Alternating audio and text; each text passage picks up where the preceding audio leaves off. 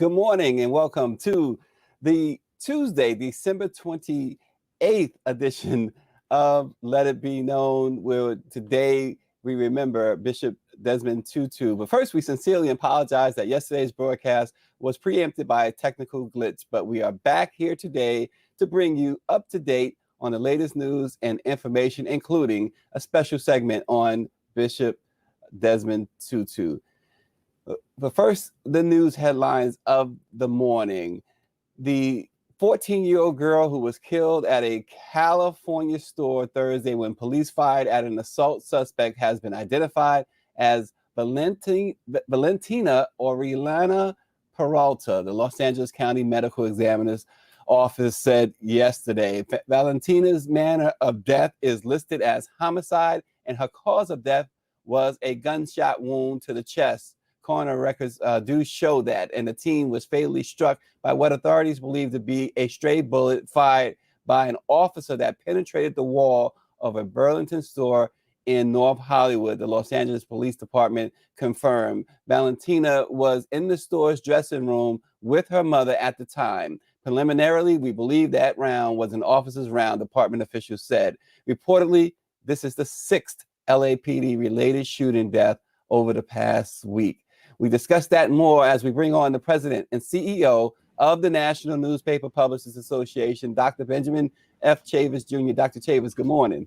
Good morning, Stacey Brown, and thank you for highlighting that headline on behalf of the National Newspaper Publishers Association. There are too many police shootings.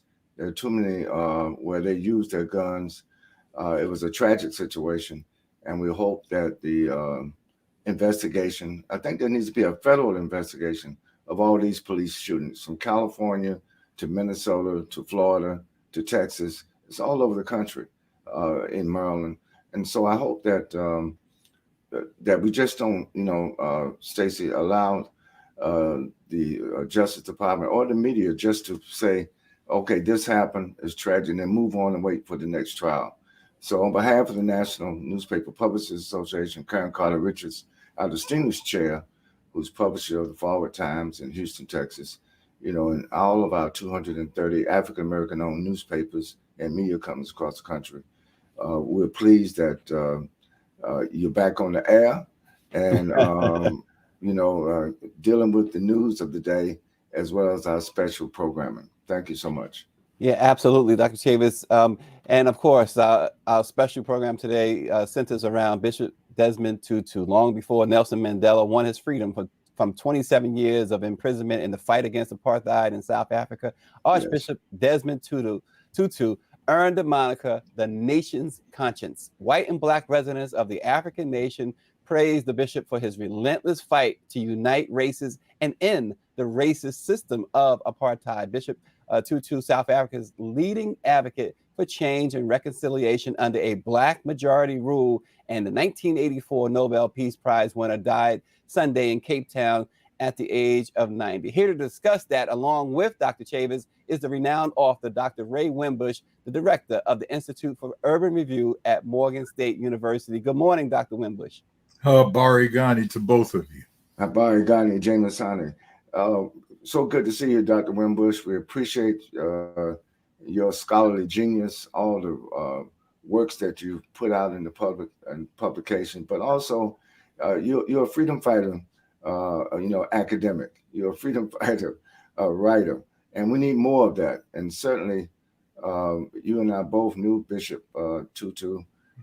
He was not only a great leader, but he was also a theologian, very similar to Martin Luther King Jr., who used his understanding of philosophy, his understanding of religion, not to divide people, but to bring people together, but more importantly, to demand justice. Right. Both Dr. King and Bishop Tutu said that you can't say you believe in a God of justice and then sit around and allow all the injustice to take place and not say nothing. That's a kind of a do-nothing faith. He was an activist. He was a freedom fighter. And long live the spirit of Bishop Desmond Tutu. Yeah, and Dr. Wimbush, like Dr. Chavis, you have you knew him personally. You had some personal interactions. You got a lot of stories to tell. So we'll listen as you and Dr. Chavis exchange some of the great stories that you do have of Bishop Desmond Tutu. Well, yeah. I hired his daughter Nantumbi when I was teaching at Fisk University. She came to Fisk, and I offered her a job on the spot, and she took it. And she moved from South Africa to Nashville, Tennessee. I recall this line from Toni Morrison's book, Beloved, where I think it's Paul D says there's so many things to say about this woman. And of course, I would paraphrase to say there's so many things to say about this man. I remember when he came to Fisk, we were giving him a dinner afterwards. All the stars of the community were there. And he leaned over and said to me, "Ray, you need to get me out of here. I've got to see this rugby game." I said, "Well, I've got it on my TV in my apartment," which was about as big as a bread box at that time. And I said, "But Bra Arch," we call him Bra Arch. I said, "Bra Arch, my apartment is too small." He said, "Ray, I just want to see the game." So we stopped by a liquor store. He got a bottle of wine. He came to my apartment. And my children were living in Nashville. I said, "Y'all need to come over here right now to meet somebody that you'll regret if you don't come over here right now." And my daughter and two sons came over there, and I surprised them. And he was looking at the rugby game on my bed in my tiny apartment, and my children were just thrilled about it. It was one of their, great moments in their life. He's just a kind man, a very kind man. I spent time with him at his house. He allowed us and Naomi, Nantumbi, all of us to sleep over there in Cape Town in 2001 at the World Conference Against Racism. Great man.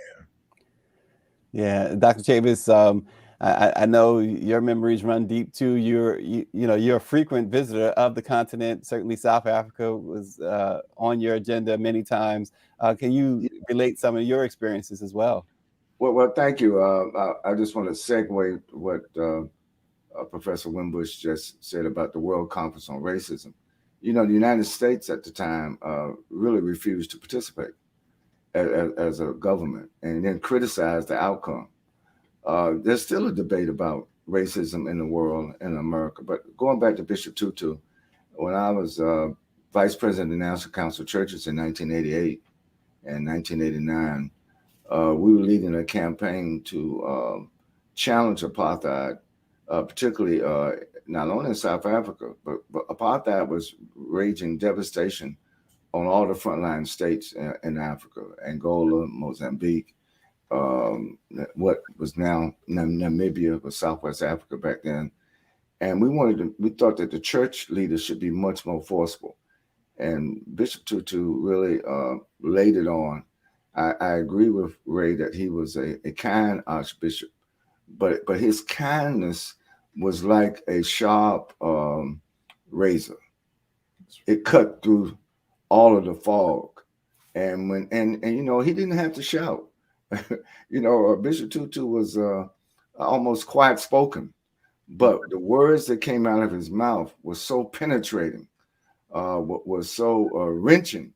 You just couldn't listen to him and then go back to things as normal, because he pointed out that apartheid and racism and white supremacy is antithetical to all of the great religions. And so why we have allowed this religiosity and pomp and circumstance, it was like we would become blinders to accepting apartheid as long as it existed.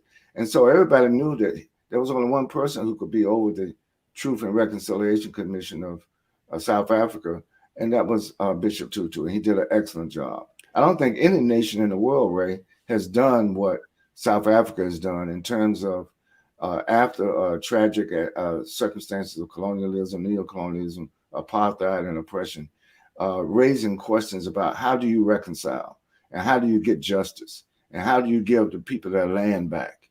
that was taken, not only in South Africa, but in Zimbabwe and all the other parts.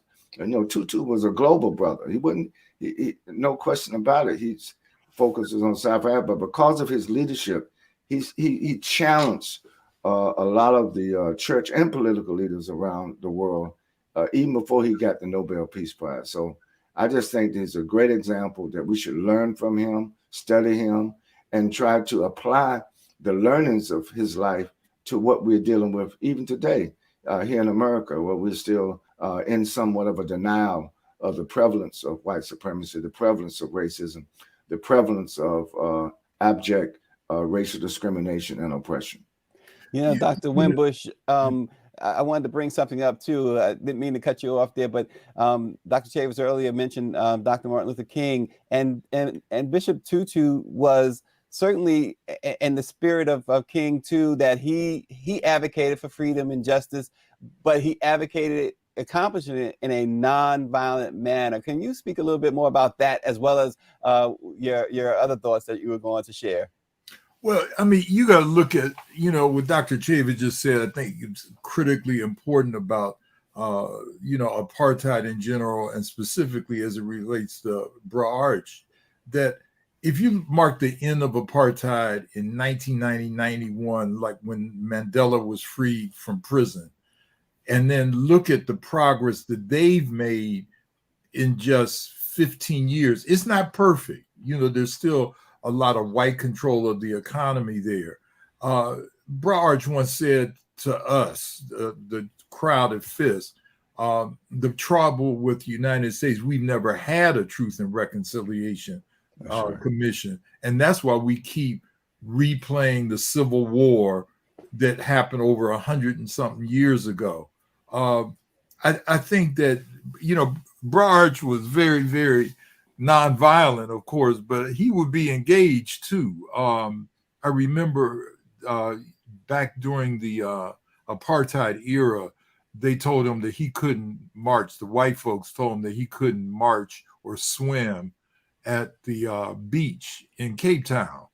And it was on a Sunday. And he told them he was gonna, march on the beach. It was a cause célèbre, and the police with those big whips, I forget what they call them, Dr. Chavis, those rubber whips that they use in South Africa. And he marched on the beach, and he told us the story when we were at his house in Cape Town. And he said that the helicopters hovered over him just about 100 feet, and sand got into his eyes, and he was blinded. And then they started beating him with those whips. Yes. And I said, well, Bro Arch, what did you think at that time? I asked him that, and he said something I'll never forget. He said, Ray, the only thing they could do was kill me. And I, that was mind-boggling to me at the time, because I said, this man was ready to give his life, as did Dr. King, for what he believed in. He also would break up fights. Probably many of you have seen, or you've seen the when Winnie Mandela was doing the necklace stuff, and he stopped a man from being burned, who had been a traitor, right, to the black folk there. So he has so many things in his life, but his total lack of fear for dying for what he believed, very similar to Dr. King. Absolutely. I one little short story to tag on to what Dr. Wimbush just shared, and thank you for sharing that, Ray. In 1988, I went over to Angola with the United Church of Christ and the National Council Church. Took a group of preachers from all different denominations, and one of the things we did, we visited the front line, because there was a war going on between South Africa, apartheid regime in South Africa, and the Angolan army and the Cuban troops, as well as the ANC and SWAPO trying to liberate what is now Namibia. Anyway, a lot of these Cuban troops were Catholic. Mm-hmm. So I gave them communion in the foxhole. Mm-hmm. And Bishop Tutu saw a picture of it. And he says, brother, the role of a priest is to sanctify the freedom fighters. I believe in nonviolence. he believed in nonviolence, but he believed in nonviolence as a strategy for social change. In other words, you can't by fighting violent oppression. That's a form of nonviolence. That's right. But and so you can't just sit back and wait for the Lord to come down and descend and straighten out everything for you. If you're a man of faith, which he was, you have to take action, and that's what he did. And I was so thankful because Ray, you remember back in those days we were talking about Black theology, you know, and liberation theology. James Cone. Exactly, Dr. James Cone. And so I think that in context, where are our church leaders today? In Africa, in America, in the world, where are they? And being an ordained minister, I'm not trying to throw preachers under the bus. No, what I'm saying is we have a historic as well as contemporary responsibility to speak truth to power. Part of the thing, the effectiveness of the Truth and Reconciliation Commission in South Africa was Bishop Tutu. He went to the heart of the matter. He was no nonsense. And Ray, that's one of the reasons why it was successful. And even de Klerk, before he passed away, paid tribute not only to Mandela, but to Bishop Tutu. De Klerk passed earlier this year. Right. Just a few weeks ago, in fact. That's right. And the other thing, Dr. Ben, was how Tutu, his best friend was Mandela, yes. But he wasn't, above not, criticizing Mandela. A little incident that he did not like. I don't know if you remember those Mandela shirts that everybody started wearing because, Mandela was wearing them. Bishop Tutu didn't like that. And he told it was unbecoming of the president to wear those, what people started calling Mandela shirts. I have one, in fact. Yes. Mandela shot back at him. He said, well, at least I don't wear a dress. Uh-oh. And then I forget what Bra Arch said back to him, but they were still buddies. But he was not, he would criticize Mandela because he still felt that the whites, were in control of the land, as you pointed out, as well as the banking system. Exactly. In South Africa. And he was critical of Mandela for that too. Right. And you recall that the Church of England, the Anglican Church, needed to divest. That's right. And the whole divestment movement, that's what happened in the United States. We got some, not all, but major. The Episcopal Church here finally divested it. United Methodist Church, of course, the United Church of Christ, many. But it was led by this brother, Archbishop Desmond Tutu. And I just think that, again, in some places, Ray, there is no separation of church and state. Mm-hmm. The church is the state and the state is the church. And a lot of times, African people, we sometimes, have our religion one place, our politics another place, our economics another place, our spirituality another place. But people around the world, hey, your religion, your faith should contribute to the improvement of your quality of life on earth. Not wait till you get to heaven, but I'm talking about on earth. And I think that the memory of Bishop Tutu, as we there's an official ceremonies going on now in South Africa up until New Year's Day. Coincided with Kwanzaa here. But I just think that we should really dig a little deeper into the life and the legacy of Archbishop Desmond Tutu. It's very instructive for people of all faiths. Yeah, I want to just bring up a couple of our viewers. One, Dr. Nasinga Burton is watching. Good morning, Dr. Burton. She says, Black liberation theology is still critical to the continued fight for freedom and democracy here in the States. Bobby Henry, publisher of the West Side Gazette, says teaching Black theology is teaching Black revolution when and where necessary. As you know, Bishop Tutu was born October 7th, 1931 in Klerksdorp, South Africa. His parents was Aletha, a domestic worker, and Zachariah, a teacher. And one of the things, Dr. Chavis and Dr. Wimbush, that really stuck out for Bishop Tutu when he was a young person. He mentioned, he said he often spoke of the Reverend Trevor Huddleston, a white preacher who opposed apartheid. The Reverend Huddleston earned Bishop Tutu's admiration with a simple gesture. You know what he did? He tipped his hat to Bishop Tutu's mother. And that was something really impressive to Bishop Tutu as a young boy, because obviously all of the racism that was going on. Can you guys talk about that a little as well? Well, you know, the amazing thing, like, you know, during the Black theology, I don't want to say era because it sounds like it's over with, and it should be. I mean, I'm so tired of prosperity ministry, but that's a whole nother discussion, you know. But ministers, and I'm not saying as a whole, because we still have the Jeremiah rights and so forth, but Tutu was all, I don't care where the injustice was. That's right. And he didn't care. You probably remember just a few years ago, he was condemned because he was supporting the Palestinians against Israeli occupation. And he took a lot of heat for that. You know, I talked to Nantumbi, his daughter, during that time, and she said that he had never been under so much pressure. He was accused of being anti-Semitic and a whole lot of other things.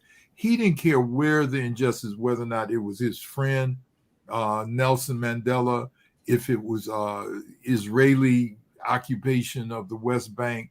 And right now, the Black theology that he not only, you know, theorized about, but lived and spread the word, it seems to be lost in the American Black church. Right. And not completely, but it's, you know, when you look at our movement from Malcolm to Martin, you know, we see ministers always taking the lead against the fight for against racial injustice. But it seems to be lost right now, you know, and I hope that's something that's just temporary and not permanent. Exactly. You know, during the trial of the white supremacists that murdered our brother Arbery in Georgia, the defense counsel said something about the presence of Black ministers in the trial. And then hundreds of Black ministers showed up. And I was saying to myself, I said, well, wow, we have to be called out before we assemble. Yeah. Wow. I mean, I'm not knocking what happened. I'm glad they went to the trial because it helped hopefully influence the jury. But I think what Ray said is very important. We have more denominations. Let me put it this way. We gather more on Sunday morning than every other time.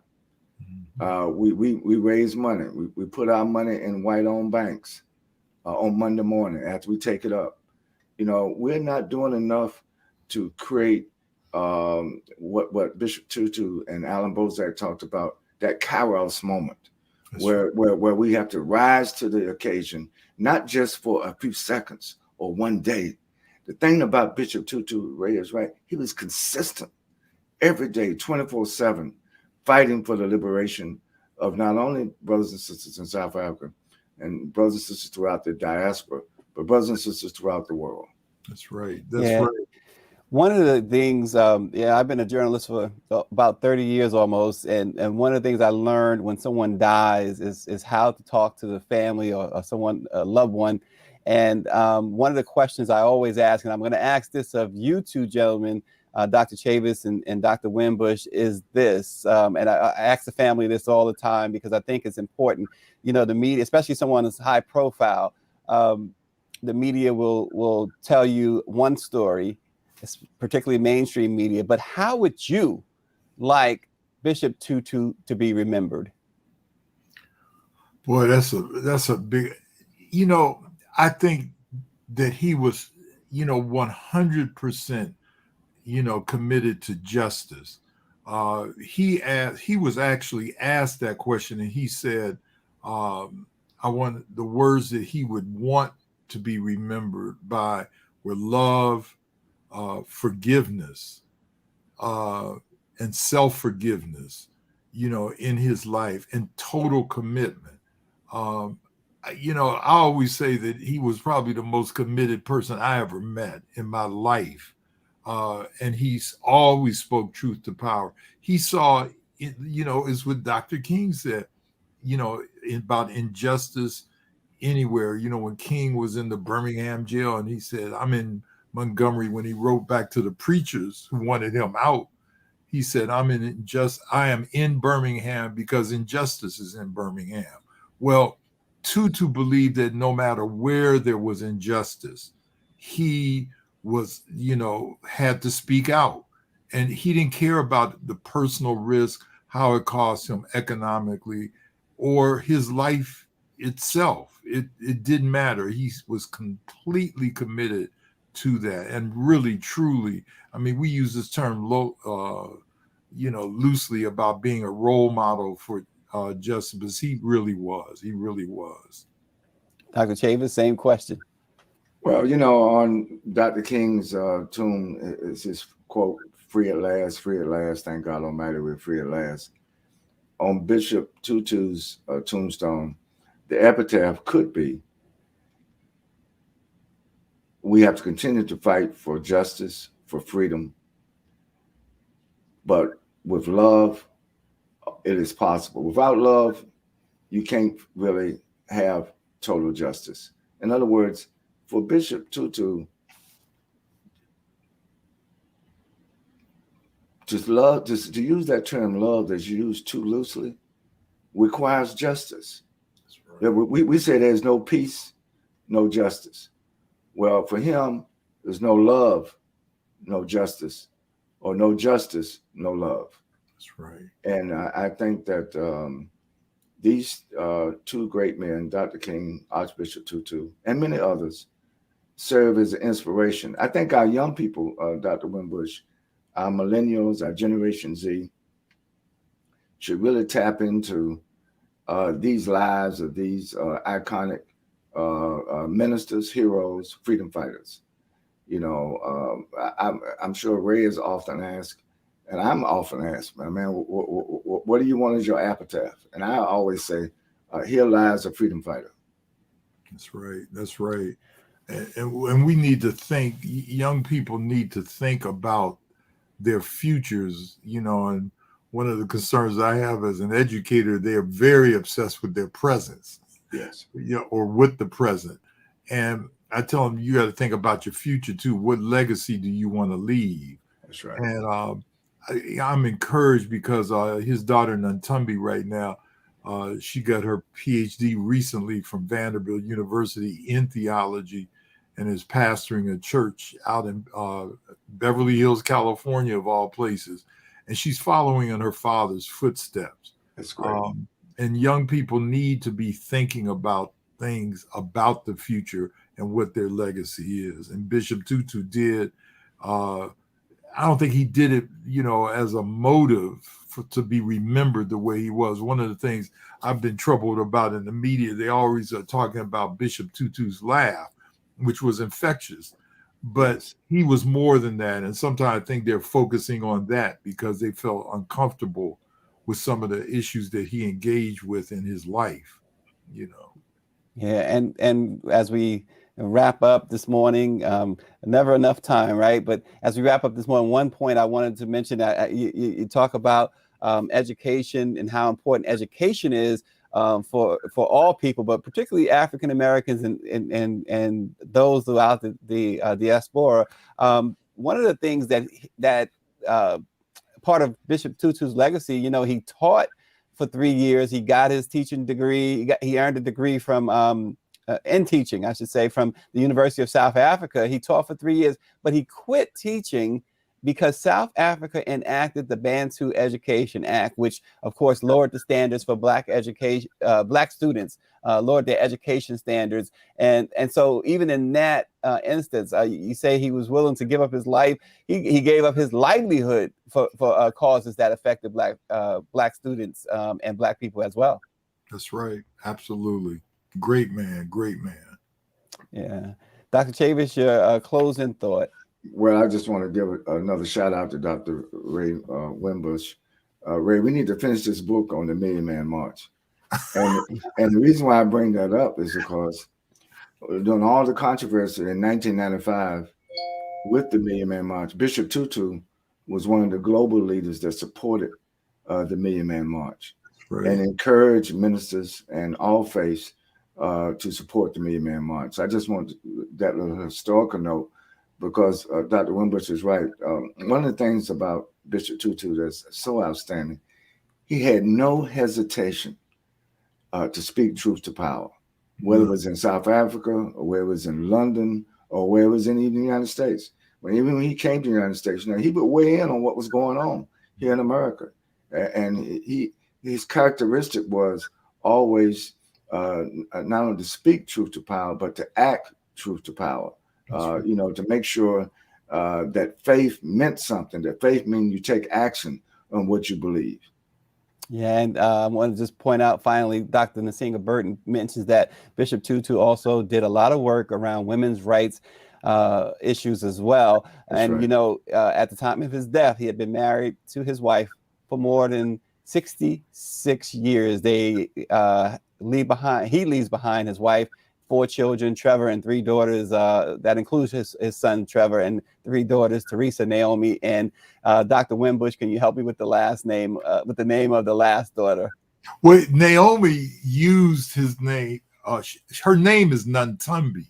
Right. She used Naomi as her name because a lot of people couldn't pronounce it, So Nantumbi, and then they've got 2 little children, but in Pilo, who is named. That's the name. Right. Pilo, right. In Pilo. Right. And, President Barack Obama issued a statement. We'll close with that. Archbishop Desmond Tutu was a mentor, a friend, and a moral compass for me and so many others. A universal spirit, Archbishop Tutu was grounded in the struggle for liberation and justice in his own country, but also concerned with injustice everywhere. He never lost his impish sense of humor and willingness to find humanity in his adversaries, and Michelle and I will miss him dearly. Archbishop Desmond Tutu, he died at the age of 90. The Black Press of America remembers the bishop this morning. Thanks for joining us, Dr. Wimbush. We certainly will see you again. And thanks for the insights, Dr. Chavez, as always. Everybody, thanks for joining us. We will see you tomorrow. Thank you.